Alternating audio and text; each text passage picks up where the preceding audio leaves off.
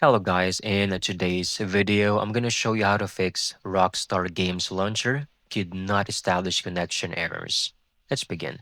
First, go over here, your Windows menu, click on it, and look for Rockstar Launcher. Right-click, open file location, select Rockstar. So right-click, properties, and then go to compatibility. Make sure to disable full screen optimizations and run this program as the admin. Click on apply. Okay, you're done. Now, if it still doesn't work, I want you to go to documents right over here. And if you see any Rockstar game launcher, I want you to delete that folder immediately, right? And the next step would be to minimize this first.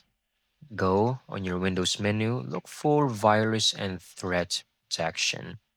So for the time being, you can go to manage settings and turn this off just for now, all right? The real-time protection. Then you can scroll down, go to exclusions, add or remove exclusions, click on add exclusion, go to file, and then go to the C drive, right? It should be on the program files.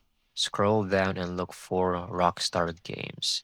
So click on the launcher. Just basically need to look for the exe or the launcher file.